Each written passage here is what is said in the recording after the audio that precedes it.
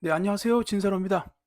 이 시간에는 2023학년도 3월 고등학교 3학년 전국연합학력평가 한국사 영역에 대한 해설 강의를 진행하겠습니다. 1번부터 보시죠. 자, 가시대의 생활 모습으로 옳은 것은? 하고 물었습니다. 자, 연천 전곡리 유적 일대에서 축제를 하는데 유물이 뭐냐 물어봤더니 선생님께서 답하시기를 가시대의 대표적 유물인 주먹도끼가 발견되었다라고 나왔어요. 자, 이 주먹도끼를 보면은 이 시대가 바로 나와야 됩니다. 구석기 시대죠. 자, 구석기 시대는 대표적으로 이제 주먹도끼를 사용했던 시대. 이게 이제 뗀석기라고 불립니다. 이 구석기 시대는 이제 사냥, 그러니까 수렵이죠. 그리고 채집 생활을 했고, 그래서 이제 이동 생활을 하게 됐어요. 이제 한 지역에서 오래 정착할 수가 없는 게 거기에 짐승을 다 사냥하거나 이제 열매를 다 따먹으면 더 먹을 게 없다. 그렇게 되면 이동을 해야 되죠. 그렇기 때문에 이동 생활이 가장 중요한 키워드 중 하나입니다. 정답은 그래서 5번. 무리를 지어서 이동 생활을 했다는 5번이 정답이 될 거예요. 자, 다른 선지들도 말씀을 드릴게요. 상평통보를 주저하였다. 요거는 조선시대 후기고요. 팔만 대장경을 조판하였다. 요거는 이제 고려시대인데 특히 몽골의 침입 시기로 이해해 두시면 되겠어요. 그 다음에 비파형 동검을 제작하였다도 중요하죠. 청동기입니다. 철제 농기구를 사용한 거는 철기시대인데 이 철기시대는 정답 선지로 나올 가능성은 사실 높진 않습니다. 자, 2번 갈게요. 가에 들어갈 내용으로 가장 적절한 것은? 하고 물었어요. 자, 우리 모둠은 가를 주제로 발표하기로 했잖아. 관련 인물에 대해 조사해 봤어? 라고 물어봤더니, 자, 난 원효에 대해서 조사했대요. 한 학생이. 자, 누구나 나무 아미타불을 외면 극락에 갈 수 있다며 아미타 신앙을 백성들에게 전파했다라고 돼 있어요. 자, 원효 대사가 나왔고, 그 다음에 아미타 신앙이 나왔어요. 자, 그 다음 학생은 의상에 대해서 조사했대요. 자, 그는 관음보살에게 기도하면 현세의 고난에서 벗어날 수 있다는 관음신앙을 널리 전파했다. 자, 원효, 의상, 그 다음에 아미타 신앙과 관음신앙. 이 삼국시대 문화 쪽에 나오는 얘기인데, 이 부분을 자세히 공부하지 않았으면 조금 어려울 수도 있겠습니다만, 이제 원효 대사는 워낙 이제 유명한 분이잖아요. 의상 대사도 마찬가지고, 특히 이 두 분은 서로 같은 시대의 친구 사이라고 보시면 돼요. 근데 이 두 분은 이제 신라 시대에서 통일 신라로 넘어가는 그때 계셨던 스님들입니다. 그리고 여기 보면 백성들에게 불교를 전파하기 위해서 굉장히 노력하셨다라는 사실을 알 수가 있죠. 그래서 정답을 쭉 보시면, 이제 선지를 쭉 보시면 정답은 금방 나옵니다. 2번 신라의 불교 대중화예요. 이제 이 원효대사 같은 경우에는 그 무예가, 이 노래예요. 무예가라는 노래를 본인이 직접 부르면서 이 아미타 신앙을 전파했다라고 굉장히 이제 유명한 이제 스님이었습니다. 당대 최고의 학자이기도 했어요. 그래서 정답은 2번이 되겠습니다. 이제 뭐 그 외에 이제 여러분들이 여기서 좀 알아두실 만한 내용이 이제 4번에 있는 고려말 성리학의 수용, 요거는 신진 4대부랑 관련이 있어요. 이 성리학을 수용했던 학자들을 그 시대에는 신진 4대부예요. 미안합니다. 자, 신진 4대부라고 불렀고 이 신진 4대부들이 조선을 건국하는 핵심적인 세력이 됩니다. 그리고 5번에 조선 후기 문화의 새 경향 물어봤는데 이거는 이제 문화 쪽에서 한마디로 요약하자면 서민 문화. 이제 그전까지 문화를 즐긴다라는 건 주로 이제 양반들에 국한돼 있었어요. 근데 이제 이 조선 후기가 되면서 이제 양반뿐만이 아니라 중인이나 상민 이런 이제 다른 계층들도 이제 새로운 문화를 즐길 수 있게끔 됐습니다. 그래서 나왔던 게 판소리, 그 다음에 그 뭐 풍속화 이런 것들이 이제 여기에 해당한다고 보시면 되겠어요. 민화 마찬가지입니다. 자, 3번. 자료의 상황이 전개된 시기를 연표에서 옳게 고른 것은? 하고 물었어요. 자, 바야흐로 금이 전성기를 맞아 우리나라를 신하로 삼으려 하였다. 자, 지금 요 금이라는 게 이제 여진족이 세운 나라예요. 이 여진족이 금나라를 세우고 우리나라한테 4대 해라, 신하해라 이렇게 이제 한 건데, 자, 여러 사람이 어지럽게 논의하였는데 공이 홀로 따지며 아뢰었다. 중략. 권신이 임금의 명을 제멋대로 정하여 신하를 칭하면서 서약하는 글을 올렸다라고 돼 있어요.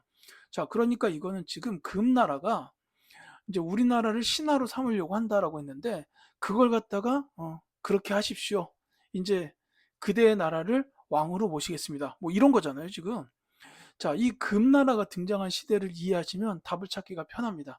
이 금이 4대를 요구했던 거는 고려시대예요. 이제 이게 이제 고려시대 중기로 넘어가는 시점에서 그 문벌 사회 때 있었던 일이에요. 이제 호족 다음에 이제 주류 세력이 문벌이었죠. 이 문벌 사회 때 있었던 일입니다. 그러면 그게 이제 연표에서 언제냐라는 걸 찾는 건데, 요 귀주 대첩은 이제 전기에 강감찬 장군이 이끌었던 대첩이죠. 그 다음에 요 강화도 천도는 이제 후기에 몽골이 쳐들어왔을 때 고려가 대응했던 방식이에요. 그래서 이제 요 문벌 사회는 요 사이에 있다라고 보면 되겠으니 정답은 3번 다가 된다. 이렇게 보시면 되겠습니다. 이 금나라의 사대 요구 관련해서 또 알아두셔야 되는 게 묘청의 서경천도 운동이에요. 이제 요 직전에 이장협의 남도 있었고, 그 다음에 요 금 4대 요구를 반대하면서 이제 서경에서 일어났던 게 묘청의 서경천도 운동인데, 이 두 가지 사건은 이 문벌 사회의 동요를 상징적으로 드러내는 사건이다라고 이렇게 이해해 주시면 다른 시험에서도 이 관련된 문제를 전부 잘 풀 수 있을 겁니다. 자, 4번 갈게요. 가에 들어갈 장면으로 가장 적절한 것은, 자, 7년간의 전쟁 땡땡땡땡, 이 전쟁의 주요 장면을 학생들이 재현하여 영상으로 제작한다라고 나와 있습니다. 자, 의병을 일으키는 곽재우, 그 다음에 진주성을 사수하는 김시민, 이렇게 이제 두 분의 이름이 주요 장면으로 나와 있어요. 자, 이 두 분의 이름을 보는 순간 이 전쟁이 무엇인지를 알아야 됩니다. 특히 이제 제가 중요하다고 자꾸 강조하는 내용 중에 보면은 이제 진주 대첩이 있어요. 이 전쟁에 여러 전투가 있었는데 그 중에서 뭐 한산도 해전, 그 다음에 이제 진주 대첩, 행주 대첩, 그리고 그 사이에 뭐 조명연합군이 평양을 탈환했다, 이런 것도 있죠. 바로 임진왜란. 자, 요 7년간의 전쟁은 바로 임진왜란을 말하는 거고요. 그 다음에 이제 여기 곽재우 이분 나왔는데, 요 분은 이제 의병장이었어요. 의병을 일으키는 분이죠. 의병장으로서는 곽재우 말고 조헌, 요 두 분의 이름 정도를 기억해 두시면 임진왜란 문제는 손쉽게 풀 수 있을 겁니다. 뭐 한산도 해전이야 이순신 장군이고, 그 다음에 이제 행주대첩은 권율 장군이죠. 그리고 이제 뭐 그 뒤에 뭐 정유재란 통해서 이제 명량해전 같은 요런 전투도 있었습니다. 도요토미 히데요시, 요 임진왜란 일으킨 일본 사람 이름도 기억해 두시면 좋겠죠. 자, 어쨌든 이 가에 들어갈 거는 그러니까 임진왜란에 관련된 내용이 들어가면 되겠어요. 지금 말씀드렸던 거에 정답이 있었죠. 정답은 4번 한산도 해전에서 승리하는 이순신 장군입니다. 자, 삼전도에서 항복하는 인조, 이거는 이제 병자호란이죠. 그 다음에 이제 수의 대군을 물리치는 을지문덕, 고구려의 장수입니다. 살수대첩이에요. 그 다음에 적장과 외교 담판을 벌이는 서희. 자, 요거는 이제 거란의 1차 침입입니다. 고려시대죠. 이제 거란이 쳐들어와 가지고 이제 서희가 가서 거란의 적장 소손영과談판을 벌입니다. 다만 이때 이제 거란은 이제 고려를 잡아먹을 생각을 한 건 아니고 이제 송나라랑 싸워야 되는데 고려가 자기의 뒤통수를 칠까 봐 그걸 두려워했던 거예요. 그러니까 서희가 그 사실을 간파하고 우리는 너희를 칠 생각이 없다. 대신에 자주 가서 좀 만나고 싶으니 강동 6주 땅을 우리에게 줘라. 라고 해서 강동 6주를 받아오게 된 겁니다. 자, 5번에 처인성에서 적장을 사살하는 김윤후. 요건 이제 몽골 침입 때 있었던 일이에요. 이것도 고려시대죠. 몽골이 침입하자마자 고려 조정에서 했던 대응은 강화도로 천도하는 거였어요. 이제 몽골군이 바다를 건널 수가 없기 때문에 강화도로 이제 수도를 옮겨서 들어갔고, 대신에 이제 몽골은 고려 왕을 칠 수가 없으니까 한반도 남쪽으로 내려오면서 계속해서 이제 침략 및 약탈 행위를 하게 됩니다. 근데 이제 이 과정에서 그 남아있던 백성들이 뭉쳐가지고 이제 항쟁을 벌였는데, 그 중에 대표적인 게 바로 이 처인성 전투예요. 여기서 이제 김윤우, 이 당시에는 승려였습니다. 스님. 이분이 이제 적장 살리타를 이제 사살하는 전과를 올리기도 했죠. 자, 5번 가겠습니다. 밑줄 친 정변에 대한 설명으로 옳은 것은 하고 물었어요. 자, 이유표의 인물은 이제 우정총국의 총판이었던 홍영식이래요. 그는 1884년 우정총국 개국 축하연에서 김옥균 등과 함께 정변을 일으켰다. 이 홍영식이라는 분의 이름도 혹시 본 학생이 있을 수 있고요. 그 다음에 1884년에 우정총국 개국 축하회에서 일어난 정변이다라는 거죠. 이거 나오면은 아셔야 됩니다. 물론 김옥균이라는 이름으로 알 수도 있어요. 자, 이 정변은 바로 갑신정변입니다. 자, 요 갑신정변은 이제 김옥균, 박영효, 홍영식, 서광범, 서재필 요런 급진개화파 분들이 일으켰던 정변이에요.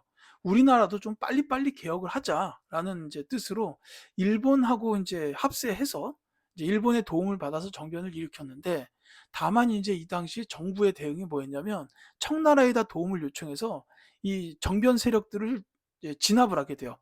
그리고 나서 이제 이후에는 이제 한성 조약을 일본하고 맺게 되는 이런 흐름으로 이어집니다. 자, 지금 제가 말씀드린 거에서 설명은 이미 나와 있어요. 이게 가장 중요한 내용이기 때문에 그렇죠. 급진 개화파의 주도로 전개가 되었다라는 2번이 정답입니다. 자, 1번 비변사가 설치되는 계기가 되었다라는 요거는 조금 어려워요. 비변사 설치는 삼포외란이에요. 근데 여기까지는 뭐 정답으로 나오긴 좀 어려울 것 같습니다. 삼포외란. 그 다음에 김부식이 이끄는 관군에 의해 진압되었다. 요게 바로 묘청의 서경천도 운동이에요. 묘청의 서경천도 운동. 이게 이제 처음에는 뭐 이렇게 난까지 일으킨 건 아니었어요. 그냥 서경으로 천도하고 금나라 사대하지 말고 전쟁하자, 이런 얘기를 했었는데 당시 문벌들이었던 개경 세력이 그걸 반대해가지고 좌절되죠. 그러니까 이제 묘청이 서경에서 난을 일으켰는데 그 난이 진압된 게 이제 요때예요. 김부식이 이끄는 광군이 진압했다 이겁니다. 참고로 요 김부식은 고려시대의 그 삼국사기를 쓰신 그분입니다. 자, 평안도 지방에 대한 차별에 반발하여 일어났다. 이것도 기억해 주셨으면 좋겠어요. 홍경래의 난입니다. 홍경래의 난. 이제 평안도 지역에 대한 차별도 물론 있고요. 또 한 가지가 있다면 그 세도 정치의 폐단. 이것 때문에 일어난 것도 됩니다. 이것도 원인이에요. 자, 그 다음에 훈구 세력과 사림 세력의 대립으로 발생하였다라는 요거는 이제 보통 사화. 근데 이제 이게 조선 전기에 주로 있었는데 이 사화가 4번 있었다고 보시면 돼요. 무오사화, 갑자사화, 그 다음에 기묘사화, 을사사화. 이렇게 4번의 사화가 있었는데 뭐 이게 자세히 기억하실 필요까지는 없겠지만 4번의 사화에 의해서 이제 사림 세력들이 많이 이제 탄압을 받았어요. 하지만 이 사림은 이제 세력의 기반이 다 지방에 있었어요. 그러니까 지방에서 이제 백성들을 다독이고 달래고 키우고 이러면서 이제 지방 세력들을 많이 만들어 놓은 상태였기 때문에 훈구가 아무리 중앙에서 찍어 눌러도 사림은 절대 죽지 않습니다. 결국 그래서 이 사림 세력은 조선 왕 선조 때에 이르르면 정권을 장악하게 되는 세력으로 올라서게 되죠. 그 뒤에는 붕당 정치나 예송 황국으로 이어집니다. 자, 그 다음에 6번 가왕에 대한 설명으로 옳은 것은 하고 물었어요. 자, 확장현실 버스를 탑승하셨대요. 자, 스크린으로 보고 계신 것은 가가 자신의 아버지인 사도세자의 무덤으로 행차하는 모습이래요. 자, 여기서 이것만 봐도 사실 알 수가 있어요. 이제 나는 사도세자의 아들이다 라고 외쳤던 이 왕. 근데 이 뒤에 보면 더 자세히 나와 있습니다. 조선 22대 왕인 이분은 수원 화성을 건설했고 그 다음에 장영영을 설치했고 규장각을 육성했다라고 나와 있어요. 자, 여기서부터 이 왕이 누군지 바로 나와야 됩니다. 이 장영영, 수원, 화성, 규장각까지 나왔습니다. 예, 초계 문신제 빼고 다 나온 거죠. 자, 바로 정조입니다. 자, 말씀드렸듯이 정조는 초계 문신제, 장영영, 수원 화성건설, 규장각 설치 뭐 이런 것들이 이제 대표적인 업적으로 남아 있습니다. 사도세자의 아들이고 그 다음에 이제 전대왕 영조의 손자였죠. 근데 이제 이 정조의 또 하나의 특징이 영조와 더불어서 이제 두 왕이 함께 탕평 정치를 추진했다라는 이게 중요합니다. 그래서 정답은 4번이에요. 자, 다시 한번 말씀드리자면 영조와 정조는 두 분 다 탕평 정치를 하셨어요. 근데 영조는 그거 말고 기억하셔야 되는 건 이제 탕평비나 균역법 정도가 있고, 정조의 경우에는 탕평 정치 말고는 이제 규장각이나 수원 화성건설, 장영영, 초계 문신제 요걸 전부 기억해 주시길 바라겠습니다. 정답은 4번이고요. 자, 과거제를 도입한 왕은 고려의 광종이죠. 자, 광종하면은 노비양건법과 과거제 두 개 기억하셔야 되고요. 화랑도를 개편하였다. 이건 좀 어려울 수 있는데 신라예요. 화랑도는 신라죠. 그리고 왕으로 따지면 이 왕은 바로 진흥왕입니다. 자, 후민정음을 반포한 거는 뭐 워낙 유명하신 세종대왕이시고, 노비왕권법 나왔죠? 광종입니다. 자, 7번 갈게요. 가운동에 대한 설명으로 옳은 것은 하고 물었습니다. 자, 전북 고창의 가유적 답사 활동지 해가지고 나왔어요. 자, 황토현 전투 나왔고, 전주화양 나왔고, 패정개혁안 나왔고, 집강소 나왔어요. 아, 이런 게 나왔으면 당연히 이 운동 알아야 됩니다. 심지어 전봉준 이름까지 나왔어요. 자, 동학 농민운동입니다. 이 우금치 전투 나와 있는데 이 우금치는 지금 공주 지역에는 고개예요. 이제 그 공주 말로는 이제 고개를 티라고 하더라고요. 그래서 거기서는 우금티라고 부르던데 어쨌든 우금치 전투 이 전투에서 이제 동학 농민군이 패하면서 결국 이 운동이 좌절되고 맙니다. 그렇지만 이 동학 농민운동은 반봉건, 반외세적인 성격을 가졌던 근대적 민중운동이다라는 거 반드시 기억해 두시고요. 그래서 지금 이제 선지에서 이 동학 농민운동에 대한 설명을 찾아주면 되겠는데, 어, 정답을 먼저 말씀드릴게요. 이건 정답이 1번이에요. 갑오개혁에 영향을 끼쳤다라는 겁니다. 지금 제가 여기서 뭐 이제 패정개혁이라고 했는데, 이 패정개혁은 잘못된 정치에 대한 개혁, 이런 거예요. 요 집강소가 농민들이 설치한 개혁기구인데, 요 집강소에서 이제 혁신적인 개혁안들을 많이 내놨어요. 그리고 이 개혁안들은 갑오개혁에 반영이 됩니다. 이를테면 신분제 폐지, 요 신분제 폐지나 그 다음에 과부의 재가 허용, 요런 거는 이제 집광소에서 나왔던 패전 개혁안이에요. 근데 이게 이제 갑오개혁 때 반영이 됩니다. 왜냐하면 요거는 사실 농민들의 요구사항이기도 했지만 전 세계적으로 이런 것들이 지금 흐름이 이제 부합하는 내용들이에요. 그래서 이제 그 전까지는 뭐 양반, 중인, 상민, 천민 해가지고 신분제 있었고, 그 다음에 이제 과부들, 그러니까 이제 남편을 여인 아내들이 이제 다시 시집을 가는 일도 거의 불가능했어요. 그러니까 그거 허용해달라. 이게 이제 갑오개혁의 영향이 미쳐서 그대로 반영이 됐다라는 겁니다. 자, 다른 선지도 좀 말씀을 드릴게요. 대한매일신보의 지원을 받았다. 요건 이제 동학농민운동이에요. 매우 중요한 키워드죠. 동학농민운동. 아니, 죄송합니다. 국채보상운동이에요. 어, 죄송해요. 죄송해 죽겠습니다. 아주. 국채보상운동이 대한매일신보와 같은 언론의 지원을 받은 거고요. 그 다음에 치안유지법에 의해 탄압받았다. 요거는 이제 1920년대의 독립운동 관련된 활동들은 모조리 치안유지법에 의해서 탄압을 받았습니다. 자, 그 다음에 을미사변과 단발령에 반발하였다. 요건 이제 을미의병에 대한 설명이에요. 을미의병에 대한 설명이고, 조선 형평사를 중심으로 전개되었다. 요거 형평운동입니다. 이거 이제 형평운동이라고만 아시면 안 되고요. 백정들의 신분 해방이에요. 백정의 신분 해방. 신분제 폐지됐다면서요. 요때 신분제는 폐지된 게 맞아요. 근데 이제 백정들에 대해서만큼은 사회적인 차별이 여전했어요. 그래서 이 형평사를 중심으로 전개된 형평운동 1920년대에 일어나게 되죠. 그때까지는 계속 백정들에 대해서는 사회적 차별이 있었다라는 의미입니다. 자, 8번 갈게요. 밑줄 친 외적에 대한 설명으로 옳은 것은, 자, 나는 양원수라 하오 병인년의 강화도를 침략한 외적을 이곳 정족산성에서 물리쳤소 라고 돼 있어요. 자, 병인년이라고 나왔고 강화도를 침략했다라고 돼 있죠. 자, 이 병인이라는 단어가 나오는 순간 강화도 침략 나오죠. 병인 양요입니다. 자, 요 외적은 그래서 프랑스를 말한다라고 보면 되겠어요.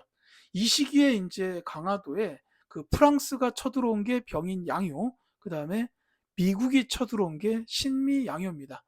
자, 병인 양요가 일어나게 된 원인은 병인 박해, 그러니까 이제 선교사들을 이제 처벌을 했어요. 박해를 했어요. 그 천주교 박해에 관련해서 이제 프랑스가 자기네 나라 선교사가 이제 죽었다는 것 때문에 쳐들어오게 된 게 병인 양요고, 그 다음에 이제 미국의 경우에는 제너럴 셔먼 사건 때문에 이제 그 제너럴 호 상선에 선원들이 죽었어요. 그러니까 이제 그걸 구실 삼아서 미국이 강화도로 쳐들어온 게 신미 양요입니다. 자, 요 외적에 대한 설명으로 옳은 것을 찾아라 그랬는데 선지가 조금 마음이 아픈 내용이 들어있어요. 이 프랑스가 병인 양요를 통해서 강화도로 쳐들어온 다음에 이제 강화도를 일대를 좀 쑥대밭으로 만들어요. 그러면서 약탈을 해간 게 이제 외 규장각에 있었던 중요한 도서들. 이제 그래서 정답이 4번이에요. 이 프랑스가 쳐들어와서 외교장각 도서를 약탈했어요. 봤는데 뭔진 모르겠는데 이게 굉장히 귀한 거는 확실해요. 그러니까 약탈을 한 겁니다. 대표적으로 이제 의궤. 이제 의궤라는 거는 이제 그 조선의 각종 행사를 기록한 그 기록 문서예요. 그래서 이제 뭐 행사에 참여 인원이라든지 뭐 이렇게 심지어 그 행사 모양의 그림을 그려놓게 됐고 사용한 걸레가 몇 개냐 막 이런 것까지 기록이 돼 있을 정도로 굉장히 꼼꼼하고 자세해서 유산의 가치가 높은 그런 기록인데 이것까지 약탈을 해갔어요. 그래서 뭐 이제 프랑스에 보면 뭐 이렇게 루브르 박물관 이런 데 보면 약탈된 거 많이 있다라고 하죠. 그리고 이제 이거 관련해서는 시험에 나올 일은 없겠지만 요 외교장각 의궤 이런 게 이제 일부는 지금 우리나라로 돌아와 있습니다. 이걸 위해서 굉장히 크게 노력하셨던 분이 박병선 박사님이에요. 이분이 얼마 전에 돌아가셨는데 굉장히 이 프랑스가 약탈해간 문화재를 되찾아오기 위해서 평생을 바친 아주 이제 존경할 만한 분이다라는 거 이름 한 번쯤만 봐두셨으면 좋겠습니다. 정답은 4번이요. 이제 그 여담으로 이 정족산성은 지금 그 이제 강화도 혹시 가시게 되면 저 길상면 쪽에 전등사라는 절이 있어요. 굉장히 큰 절이에요. 이 전등사 쪽에 있는 산성이 바로 정족산성입니다. 이제 한번 가보시면은 이게 경치도 좋고 굉장히 그 좋아요. 이제 여튼 그렇고요. 자, 거문도를 점령하였다. 요거는 영국이 한 일인데 이제 개항기 시기에 있었던 일이에요. 갑신정변 직후에 영국이 거문도를 불법 점령하는 일이 있었습니다. 자, 운요 사건을 일으킨 나라는 일본이죠. 그리고 이 사건 이후 강화도 조약을 체결하게 돼요.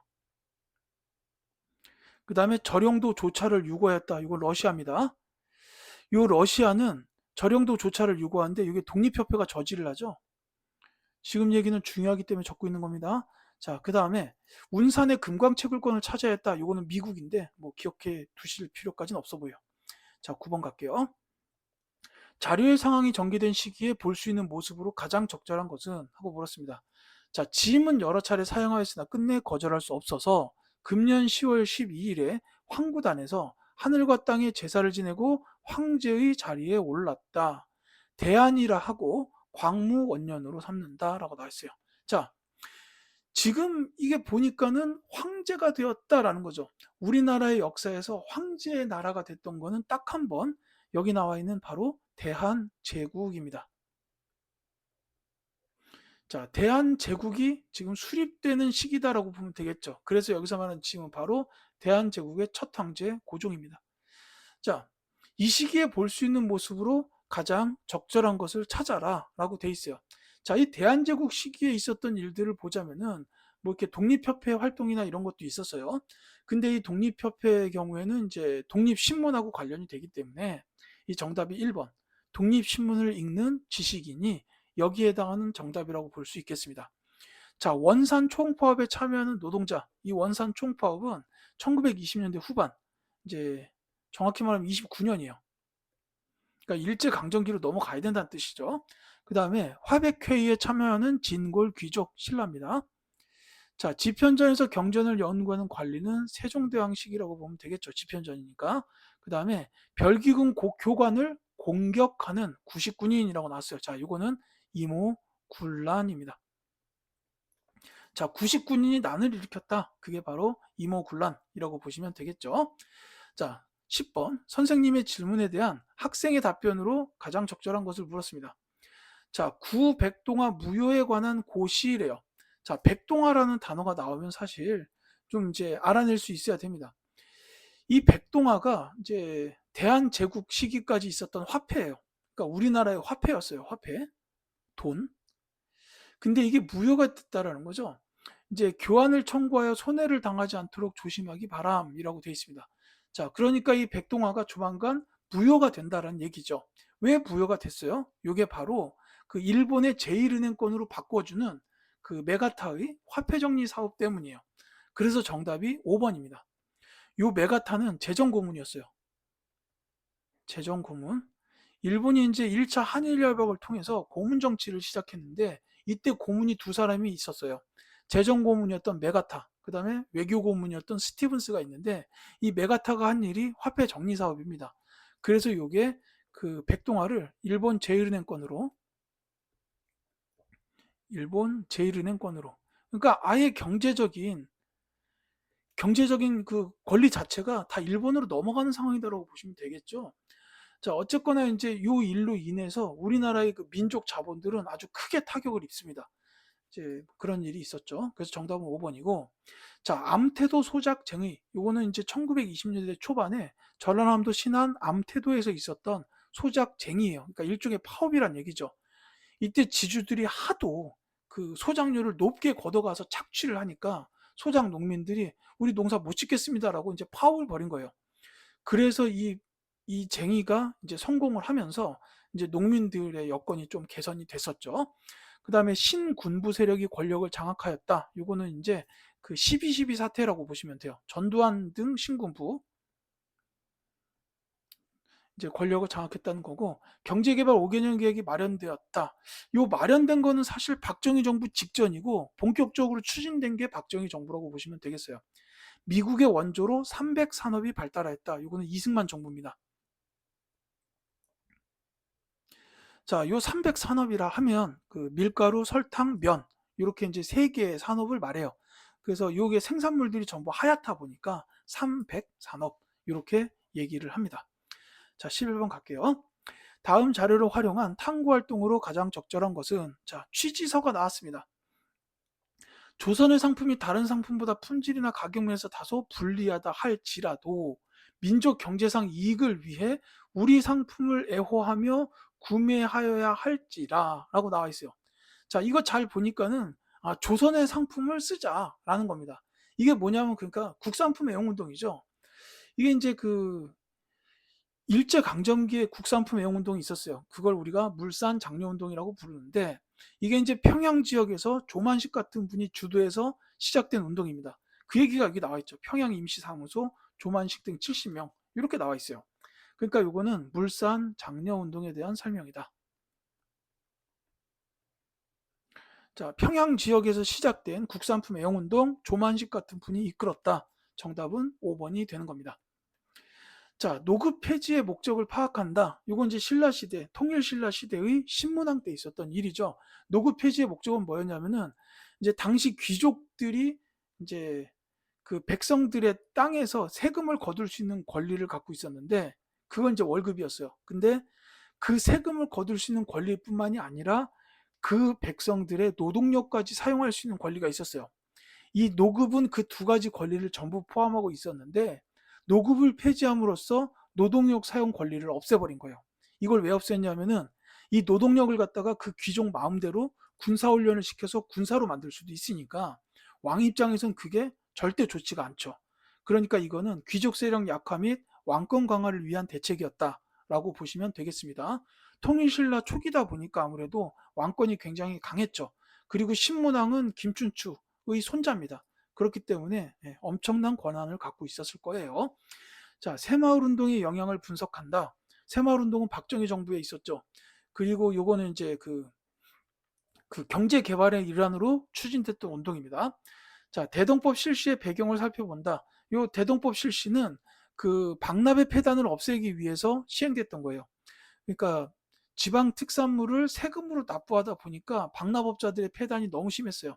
그러니까 이제 조정해서 이 지방의 특산물 대신에 토지의 결수, 면적에 따라서 쌀이나 옷감 이런 걸로 내라라고 한 게 대동법입니다. 이걸로 인해서 이제 박납의 폐단이 많이 사라지게 되고 조선 후기의 경제 발전에 기틀이 되죠. 자, 통리기무아문의 역할을 알아본다라고 했는데 이 통리기무아문은 그 개화 정책을 본격적으로 추진하기 위해서 1880년에 설치한 기구예요. 그래서 이제 이 기구를 중심으로 개화 정책을 추진을 하다가 이제 임오군란 때 흥선대원군이 일시적으로 정권을 잡게 되는데 이때 흥선대원군이 일시적으로 정권을 잡으면서 제일 먼저 한 일이 뭐냐면 통리기무아문을 없애버리는 일이었어요. 왜냐하면 개화를 좋아하지 않았기 때문이죠. 자, 12번. 밑줄 친 전쟁 시기에 볼 수 있는 모습으로 가장 적절한 것은 자, 히다카는 징집을 받고 떠나면서 나에게 이러한 얘기를 했다. 아시아 민족 해방 좋은 말이야. 그렇다면 선결 문제는 조선의 자치나 독립이겠지. 그런데 기껏 한다는 것이 창씨 개명이라니 일본식 이름을 강요한다고 뭐가 달라지겠나? 웃지 못할 넌센스지 해서 중국으로 떠난 히다카는 1년도 못 가서 전쟁의 희생양이 되고 말았다 라고 나와 있습니다. 자, 창씨 개명이라는 단어가 등장하는 순간 이 전쟁 시기가 어느 때인지는 알 수 있어야 돼요. 전쟁 자체가 뭔지는 몰라도요. 이 시기는 이제 1930년대 일제강점기 중에 1930년대에 두 가지 정도의 대표적 키워드가 있어요. 민족 말살통치, 또 하나는 국가총동원법이요. 이렇게 두 가지를 대표적으로 기억을 해주시고, 민족 말살 통치에 대해서는 이제 창씨 개명 나왔죠. 근데 이제 그거 말고 황국신민서사의 암송이나 그 다음에 신사참배 이런 것도 같이 기억을 해두시고요. 그 다음에 이제 국가총동원법이라는 거는 국가가 주체가 돼서 모든 걸 다 동원하겠다라는 거잖아요. 쌀이나 금속류에 대한 공출 이런 것도 있었고, 인력의 수탈. 지금 이 히다카라는 사람도 이게 일본 이름이긴 하지만 사실 뭐 우리나라 사람이잖아요, 분명히. 강제적으로 이름이 바뀌어 버려 가지고 히다카가 된 거지 사실은 우리나라 사람이에요. 그래서 이제 이 사람도 지금 징집을 받고 떠났다. 이게 이제 강제 징집, 뭐 학도 지원병, 그다음에 이제 노동력 착취하는 그 징용이라든지, 그다음에 여성의 경우에는 이제 정신근로 위안부, 이제 이런 것들이 이제 국가총동원법과 관련이 됩니다. 지금 여기서 말하는 거는 중국으로 떠난 전쟁이기 때문에 중일 전쟁을 말한다라고 보시면 되겠어요. 일제가 1930년대부터 만주사변, 중일전쟁, 나중에는 태평양 전쟁 일으켜서 미국한테도 덤비고요. 결국 2차 세계대전에서 패하게 되죠. 근데 이제 요때 이제 우리나라 사람들도 전쟁으로 참가를 시키고 싶었기 때문에 이제 그 한국 사람이라는 의식부터 지워버리자가 민족말살 통치. 그리고 이제 전쟁에 필요한 물자 총동원, 인력 총동원이 바로 이 국가총동원법이다. 이렇게 보시면 되겠습니다. 제가 여러 말씀을 드렸는데 제 얘기 중에 정답은 분명히 나왔어요. 3번 황국신민서사를 암송하는 어린이. 이게 정답이 되겠습니다. 자, 관민공동회에 참석하는 상인. 이건 이제 독립협회예요. 이 독립협회도 어렵게 나오려고 맘먹으면 얼마든지 어렵게 낼 수 있는 문제입니다. 이 만민공동회를 열어서 러시아의 저령도 조차 요구를 저지했고요. 그 다음에 이게 효과가 있다 보니까 관민공동회까지 열렸는데 여기서 헌의 6조가 결의돼요. 근데 이 헌의 6조의 내용 중에 보면은 그 의회 설립을 추진한다라는 그런 관련된 내용이 있어요. 그래서 이 의회 설립을 한다는 게 입헌 군주제로 가겠다라는 뜻이라 고종이 이걸 보고 자기 권력을 뺏으려고 한다 이렇게 생각해서 독립협회를 해산시키게 됩니다. 자, 그 다음에 이번에 조선 태형령을 집행하는 헌병 경찰, 요건 이제 1910년대의 모습이죠. 조선 태형령. 이제 엉덩이 아랫부분을 때렸다 이거예요. 4번 영선사로 임명되어 청으로 떠나는 관리. 요거는 이제 개항 시기에 그 청나라로 갔던 외교 사절단을 영선사라고 부릅니다. 자, 그 다음에 홍경래의 난을 진압하기 위해 동원된 군인. 이제 아까 그 홍경래의 난 그 나왔었죠. 평안도 지역민들에 대한 차별 때문에 일어났던 난, 더불어서 세도 정치의 폐단도 원인이 되었다. 기억해 달라고 했습니다. 자, 13번. 가 군사 조직에 대한 설명으로 옳은 것은 하고 물었습니다. 이 문제도 꽤 어렵습니다. 자, 항상 우리의 사업에 관심과 지원을 아끼지 않으시는 노고에 감사드립니다. 김원봉을 가해 부사령관으로 임명하는 문제에 대해 국무회의는 원안대로 통과시키기로 결의했습니다. 라고 돼 있죠. 조선 의용들을 우리 가해 편입시키는 작업이 완성된 뒤 명단을 작성하여 보내겠다. 발신, 대한민국 임시정부. 자, 이게 중요합니다. 왜냐? 군사 조직인데 우리 가 군사 조직이에요. 그러니까 대한민국 임시정부의 군사 조직이란 뜻입니다. 이거 하나밖에 없어요. 그러니까 요 글을 잘 읽었으면은 이게 3점짜리고 사실 이 본문 내용이 좀 어렵긴 해요. 근데 임시정부의 군대구나라는 걸 알았으면 그 한국 광복군이라는 사실을 알아낼 수가 있습니다. 자, 한국 광복군에 대해서 제가 기억해 달라고 늘 말씀드리는 건 크게 세 가지예요. 첫째로 대한민국 임시정부의 부대다. 유일한 부대였어요. 그 다음에 두 번째는 인도 미얀마 전선에 투입돼서 작전을 했습니다. 그리고 세 번째는 미국 전략정보국 즉 OSS 부대하고 연계를 해서 국내 진공작전을 계획했어요. 이렇게 세 가지가 있어서 그 중에 하나 두 개가 본문, 나머지가 선지 이렇게 나올 가능성이 높다 이렇게 말씀드렸습니다. 그렇기 때문에 정답 바로 나오죠. 4번입니다. 이 한국 광복군은 임시정부 산하의 부대, 인도 미얀마 전선에 파견되어서 이제 주로 그 심리전이나 이제 선전문 살포, 그 다음에 이제 포로신문 이런 이제 작전을 했다라고 보시면 되겠습니다. 자, 윤관의 건의로 편성되었다. 이 군사 조직은 고려에 나왔던 별무반. 이 윤관 이분이 여진적 킬러다. 이렇게 기억하시면 되겠습니다. 안시성 전투에서 승리하였다. 이거는 이제 그 고구려 때 있었던 일이죠. 이때 안시성 전투를 지휘했던 사람이 연개소문이에요. 정변을 일으켜서 정권을 잡았는데 이 안시성 전투, 당나라가 쳐들어오니까 본인이 직접 안시성으로 가서 이제 이겼어요. 자, 고종의 복위를 목표로 했다. 이제 고종이 강제 퇴위된 건데 복위를 목표로 했다. 요거는 이제 독립의군부랑 관련이 있고요. 임병창 같은 분이 있습니다. 자, 그 다음에 자유시 참변으로 큰 타격을 입었다. 이거는 이제 대한독립군단. 그 홍범도 장군의 대한독립군과 김좌진 장군의 북로 군정서 등 같은 시기에 만주 일대에서 활동했던 여러 군대가 연합이 된 게 대한독립군 단인데 이 부대가 이제 합친 후에 그 러시아 자유시로 넘어가게 돼요. 근데 거기서도 또 이제 크게 타격을 입었다라는 겁니다. 자, 14번. 가운동에 대한 설명으로 옳은 것은 하고 물었어요. 자, 일제강점기 독립운동과 관련된 판결문을 검색할 수 있는데 독립운동 명칭이 가고요. 읽어봅시다. 자, 만세 조선독립 만세라고 기재한 문서를 인쇄하여 두었다가 순종의 국장 당일 오전 8시 30분을 기하여 문서를 살포하고 독립만세를 외쳤다. 자, 이게 가장 중요한 키워드네요. 순종의 장례일에 맞춰가지고 일어났던 독립운동. 자, 3.1운동은 고종의 장례일에 맞춰서 일어난 거고 순종의 장례일에 맞춰 일어난 운동은 60만세 운동이에요. 자, 60만세 운동에 대한 설명이라고 보시면 되겠습니다. 근데 60만세 운동이 사실은 이제 뭐 좀 복잡한 사연들이 있어요. 이제 그 민족주의 세력하고 그다음에 이제 사회주의 세력하고 학생들까지 해가지고 운동을 계획했다가 이게 이제 중간에 발각이 돼가지고 이제 이 운동을 실제로 주도한 대다수는 학생들이었어요. 근데 어쨌든 이렇게 민족주의 세력과 사회주의 세력이 서로 이제 힘을 합쳐가지고 일을 벌이려고 하는 거가 이제 처음으로 된 거예요, 이게. 그러다 보니까 이제 이렇게 해서 우리가 힘을 합치니까는 뭐가 더 잘 되겠구나라는 생각이 든 거죠. 그러면서 이게 나중에 이제 신간회 설립으로 이어지는데 이 관련된 내용으로 기억하셔야 되는 게 뭐냐면 민족협동전선 혹은 민족유일당 운동 이 정도예요. 그러니까 원래 민족주의 세력과 사회주의 세력은 이제 그 추구하는 사상이 완전히 달라서 합치기가 어려운데 이제 대한의 독립이라는 요 목표를 기준으로 해서 이제 두 세력이 힘을 합치게 되었다라는 겁니다.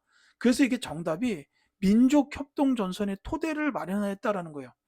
그리고 요게 이제 민족협동전선이 마련이 되면서 신간회가 창설이 된 겁니다. 창립이라고 한 게 맞겠죠. 신간회가 창립이 된 거예요. 그리고 요 신간회가 창립이 돼가지고 나중에 지원을 하게 되는 그게 광주학생 항일운동. 이게 선지 1번하고 관련이 있죠. 광주학생 항일운동. 이렇게 됩니다. 자, 대한민국, 요 일본의 황무지 개간권 요구를 철회시켰다. 요거는 이제 그 단체 중에 보안회. 애국 계몽운동 단체 중에 보안회가 있던 일이고, 대한민국 임시정부 수립에 영향을 주었다. 요거는 3.1운동에 대한 설명. 그 다음에 밀립대학 기성회의 주도로 전개된 이 운동은 밀립대학 설립운동이라고 보시면 되겠습니다.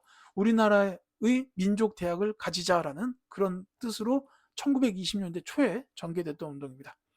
자, 15번. 밑줄 친 이 회의에서 이 회의에 대한 설명으로 옳은 것은 하고 물었습니다. 자, 모스크바에서 열린 이 회의를 보도한 신문 기사를 골랐습니다. 미국, 영국, 소련의 외무장관이 이 회의에 참석하였다. 이렇게 나왔죠. 자, 이 회의를 가리켜서 모스크바에서 열려서 모스크바 3국 외상회의, 외무장관이죠. 이렇게 그냥 불러요. 자, 이 회의에서 결정된 사항들이 뭐가 있었냐면 이제 한반도에 관련된 문제에 대해서 이제 논의가 됐어요. 그래서 두 가지 정도가 있는데 그 일단 그 민주주의의 임시정부 수립을 이제 임시정부를 수립하자. 그리고 이제 근데 그 임시정부를 수립할 때까지는 미국과 소련의 신탁 통치를 받는다. 뭐 이런 내용이었어요. 그리고 그 외에 자세한 사항은 미소 공동위원회에서 결정해라. 왜냐하면 이 회의가 열리던 시기에 이미 미국이 남쪽, 소련이 북쪽에 이제 들어와서 그 점령군 형태로 들어와서 점령을 하고 있던 때였어요. 그러니까 이제 한반도에 임시 그 민주주의 정부를 수립을 할 거고 그 전까지는 미국과 소련이 신탁 통치를 한다라는 건데 여기 지금 이제 이건 여담이지만 대표적인 오보라고 나왔잖아요. 이 오보가 뭐냐면은 그 민주주의 임시정부 수립 얘기를 쑥 빼고 신탁 통치한다는 얘기만 들어간 거예요. 그래서 이제 이때 국내에서 난리가 났습니다. 신탁 통치가 웬 말이냐 이렇게 나온 거예요. 근데 이제 나중에 여기서 그 좌익 세력분들이 이 진상을 정확하게 확인한 후에 아, 우리는 신탁에 찬성을 하겠다. 빨리 신탁 통치를 졸업하고 민주주의 정부로 가자라는 거였고 우익 세력들은 그래도 신탁 통치 안 된다라고 반대를 한 거예요. 여기서부터 이제 좌우가 슬슬 갈라지고 남북 분단의 씨앗이 이제 슬슬 생겨나게 됩니다. 자, 어쨌거나 이 모스크바 3국 외상회의에 대해서 간략히 말씀드렸는데 자, 정답 먼저 말씀드릴게요. 그래서 5번이 되는 겁니다. 한반도에 민주주의 임시정부 수립을 결정하였다라는 거고, 이제 그 외에 이제 뭐 신탁 통치에 관련된 내용이라든지 자세한 사항은 미소공동위원회에서 협의해라라고 이제 이렇게 넘어간 거예요. 그러니까 요 뒤에 이제 미소공동위원회가 나오게 돼요. 그러니까 여기선 원래 임시정부를 민주주의 임시정부를 어떻게 수립을 할 거냐 뭐 이런 거 논의하려고 했는데 이게 미국과 소련 입장이 너무 달라요. 그래서 이게 이제 그 회의가 되질 않죠. 그래서 이 문제가 나중에 유엔으로 넘어가고 야 남한이라도 선거해라 뭐 이렇게 해가지고 50 총선거 이루어지는 이런 흐름으로 갑니다. 자, 상대 등을 중심으로 논의를 진행하였다. 이거 회의로 따지면 화백회의, 신라시대의 귀족 회의예요. 그 다음에 흥선대원군에 의하여 사실상 폐지되었다. 이건 비변사에 관한 얘기입니다. 자, 창조파와 개조파의 대립으로 결렬하였다. 이거는 조금 어려울 수 있는데 임시정부에 대한민국 임시정부에서 있었던 국민대표회의예요. 이게 1922년입니다. 국민대표회의인데 이때 이제 창조파와 개조파의 대립이 있어요. 그러니까 임시정부가 어떻게 나아갈 것이냐에 대해서 입장이 달랐습니다. 아예 임시정부를 싹 갈아엎고 새로 시작하자가 창조파, 임시정부를 어떻게든 고쳐가지고 거기서부터 다시 가자가 개조파. 근데 이 의견이 조율이 안 돼요. 그래서 결렬되고 이때 그래서 여러 독립운동가들이 임시정부에서 나갑니다. 그래서 임시정부가 이제 활동이 10년 가까이 침체기를 걷게 되고 이걸 살리기 위해서 김구 선생이 한인 애국단 조직해서 이봉창 의사, 윤봉길 의사 이렇게 하신 거예요. 자, 5.16 군사정변 이후 군정을 주도하였다. 자, 요거는 이제 박정희 정부가 수립되던 때의 일이다라고 보시면 되겠습니다. 그 보통 국보위라고 부르는데 그 국가보위 비상대책위원회 요거에 대한 얘기라고 보시면 되겠어요. 자, 16번 가에 들어갈 내용으로 적절한 것은 하고 물었습니다. 자, 한성순보를 발간한 기관. 이거 좀 어렵네요. 한성순보를 이거는 이제 우리나라 최초의 신문이에요. 그래서 이 한성순보는 정부기관에서 발행을 했는데 그 발간한 기관이 방문국입니다. 문자를 박아내는 곳이다. 이런 뜻으로 보시면 되겠어요.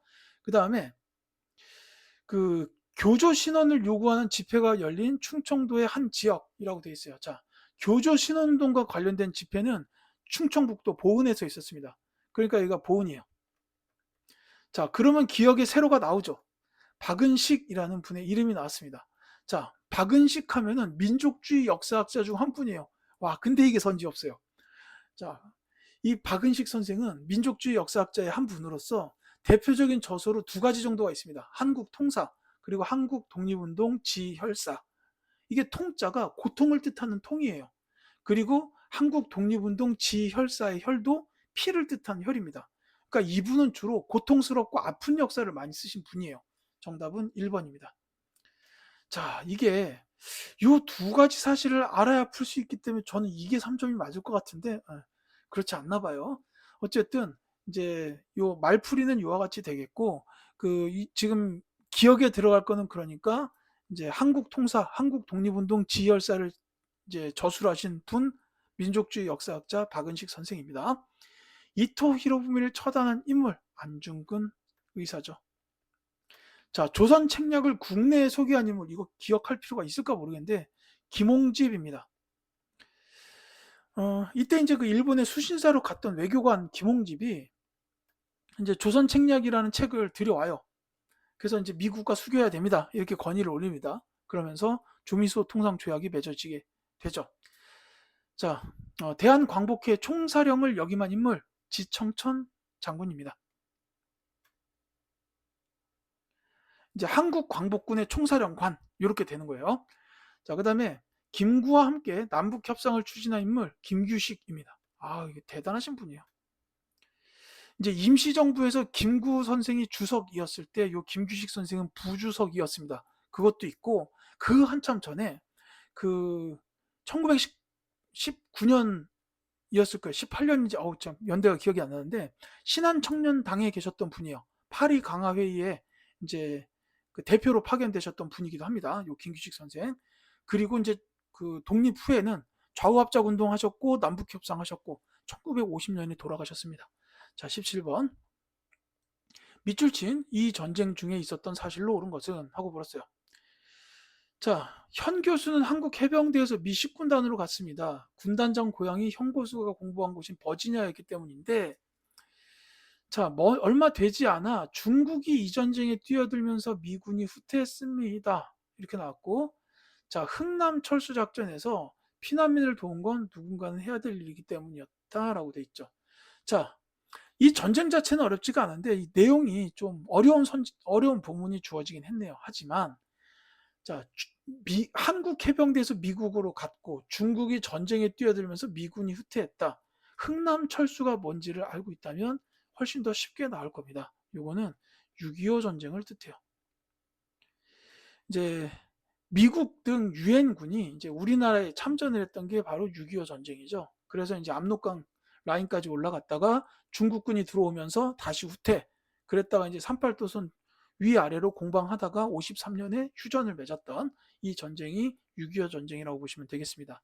자, 6.25 전쟁인 거 알았으면 정답은 금방 나와 있죠. 4번입니다. 인천 상륙작전. 자, 아관파천이 단행된 거는 이제 그 을미사변, 을미개혁이 있은 후죠. 고종이 자신의 신변의 위협을 느꼈고 그 다음에 러시아와 일본의 세력을 좀 평평하게 균형을 맞추기 위해서 단행한 정치적인 사건이다라고 보시면 되겠습니다. 자, 3.1운동 발생하였다. 이거는 이제 뭐 고종의 장례일자를 그 날짜에 맞춰서 3.1운동이 일어났다고 했죠. 이제 그 전에 뭐 28 독립선언이나 그 다음에 그 뭐 미국 윌슨 대통령의 민족 자결주의 재창 뭐 이런 것도 원인이 될 수는 있습니다. 자, 강화도 조약 체결되었다. 요거는 이제 그 운요 사건을 계기로 해서 된 거고 반민족 행위 처벌법이 제정되었다. 요거는 재헌 국회. 아까 잠깐 말씀드렸는데 그 50 총선거에서 만들어진 국회가 재헌 국회죠. 이 국회가 반민족 행위 처벌법을 제정했습니다. 자, 18번. 다음 자료를 활용한 탐구의 주제로 가장 적절한 것은 이렇게 물었어요. 대통령은 통일 주체 국민에 의해서 토론 없이 무기명 투표로 선거한다. 이렇게 돼 있고 자, 1항의 경우에 필요하다고 인정할 때 이 헌법에 규정되어 있는 국민의 자유와 권리를 잠정적으로 정지할 수 있는 긴급 조치를 할 수 있고 정부나 법원의 권한에 관하여 긴급 조치할 수 있다. 이렇게 되어 있습니다. 자, 지금 이 내용을 보면 어때요? 이게 통일주체 국민회의라는 단체도 이제 봐서 알 수 있겠지만 여기 이제 보면은 국민의 자유 권리를 정지할 수 있다라고 돼 있어요. 이제 뭐 긴급 조치 11호 뭐 이런 거 있어요. 이게 이제 뭐냐면은 유신 헌법입니다. 이제 박정희 정부에서 이제 박정희 대통령이 2번 연속으로 대통령을 해요. 그러니까 이제 당시 헌법으로는 2번까지만 할 수 있었어요. 그러니까는 이제 헌법을 바꿔서 한 번 더 하게 해달라 한 게 삼성 개헌이에요. 그리고 3번까지 했는데 그 다음에도 계속하고 싶으니까 아예 유신 헌법을 만든 겁니다. 그래서 요거 관련된 탐구 주제가 유신 체제의 성립이에요. 이제 대통령의 임기는 이때 6년이었고 제한 없이 연임할 수 있었습니다. 그러니까 통일주체 국민회의에서 계속 박정희 대통령 하십시오라고 손을 뜨는 거예요. 그러면 이제 박정희 대통령은 결국 영원히 돌아가실 때까지 대통령을 할 수 있게끔 이렇게 이제 헌법 체계를 만든 게 바로 유신헌법이었죠. 자, 3당 합당의 영향. 이제 이 3당 합당은 노태우 정부 때 있었던 일인데 이제 당시에 여당이 야당보다 국회의원 숫자가 훨씬 적었어요. 그래서 이제 여당이 두 야당하고 합쳐서 세 당이 합당이 되면서 거대 여당이 됐습니다.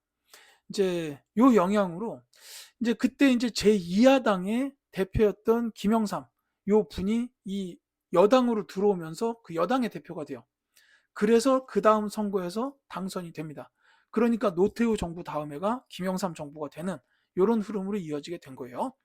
자, 붕당 정치가 전개됐다. 이거는 이제 사림들이 조선시대 선조 때부터 동인과 서인 이렇게 나눠졌고 동인은 다시 남인과 북인으로 분화가 됩니다.